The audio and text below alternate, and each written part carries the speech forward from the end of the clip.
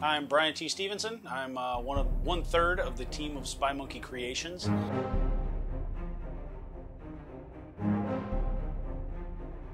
Action figures was always something that we wanted to do. That was our ultimate goal, is to actually build a cohesive toy line. We started out, our genesis was in action figures, and it was a struggle because action figures are expensive to make. Tooling is expensive, production is expensive, and you never know if the market is too saturated with the style of action figure you're going to do, or if there's a market for it. When the action figures weren't really taken off, we kind of gave it a rest, and then Jeremy is a action figure customizer, and he had been casting up certain heads and whatnot.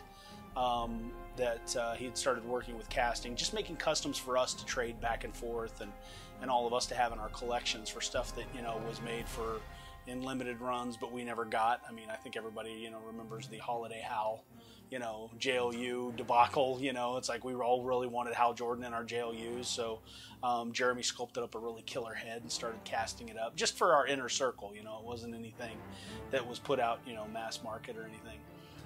And then when Masters of the Universe Classics came out, Zodak was kind of the Green Lantern of the Masters characters, and Jeremy always wanted more than just the little pea shooter that he came with, so he crafted the Master Blade of the Empyrean, which was our very first sword that we did, and that was just a custom to share amongst ourselves until we started posting it on the internet. The internet kind of took off and just it all blew up, and 10 people wanted it, then 100 people wanted it, then 1,000 people wanted it, and so he started casting up.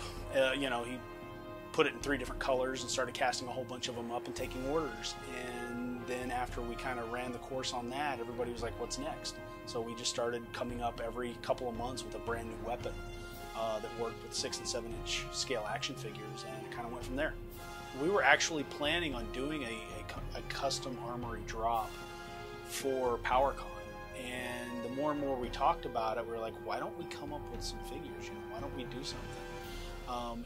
And we had done some designs, and we were, we were kind of looking more of doing like a rotocast vinyl type character.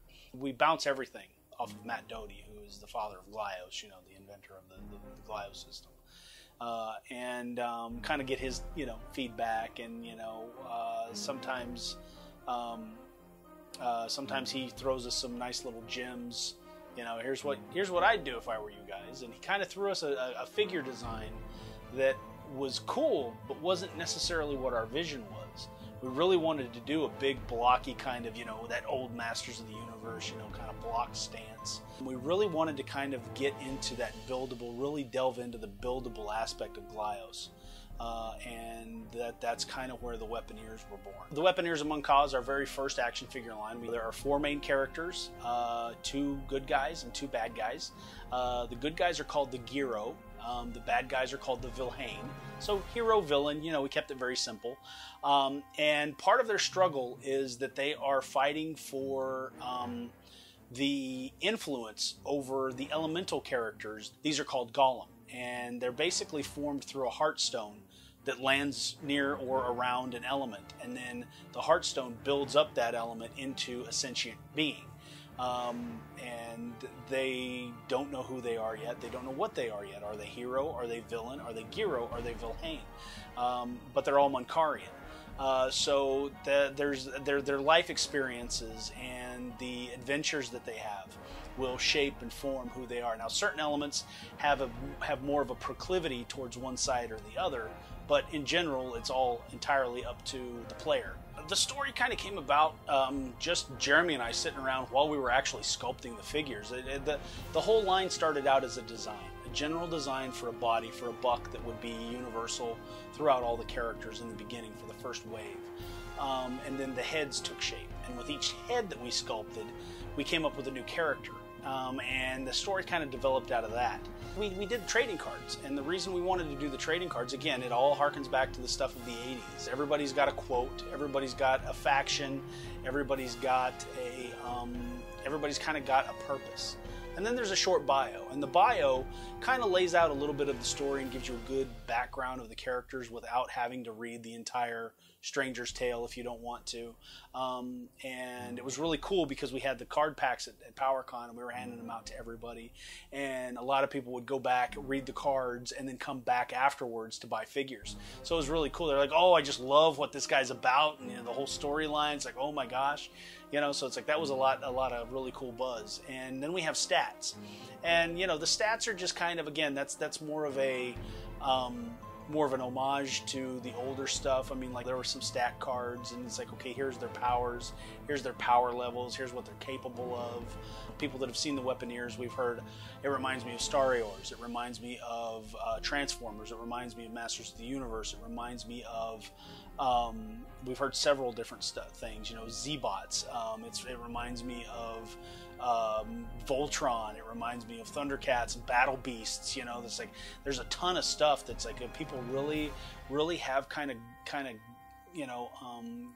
grasped our vision and get it without us actually having to say this is what we were going for. At PowerCon, we couldn't have asked for better reception. The first day we kind of just spread stock out on the, we had some display pieces and things like that, but we kind of just spread stock out on the table. We had to reload the table every 20 minutes. My favorite part were the kids. Anybody from the ages of like 6 all the way up to 16.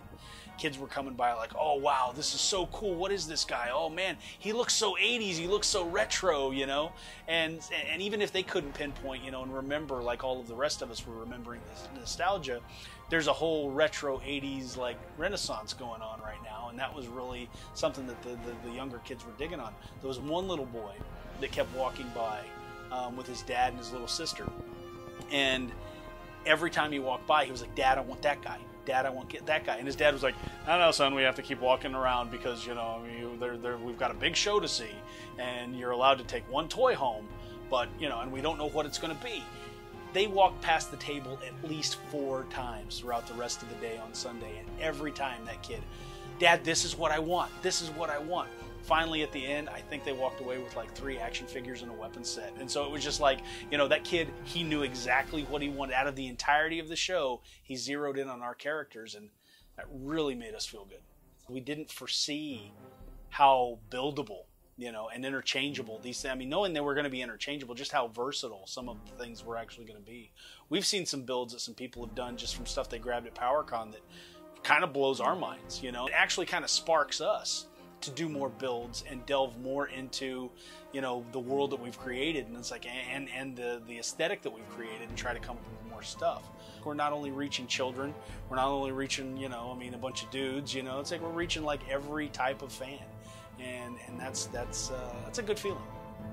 Everything will go on sale on SpyMonkeyCreations.com starting October 1st at 12 p.m. Pacific Daylight Time, so East Coast, that's 3 p.m. So $12 a figure, $5 for the close combat armory, $5 for the head packs. We wanted to really keep the price point down. And in celebration of this new action figure line, what we've done is we've taken our original armory sets and we've dropped those down. Those will be coming down to $15 as opposed to the normal $20 that they have been. And if people can't get in, and make their order, and it's popular and we blow through them quickly, I guarantee we're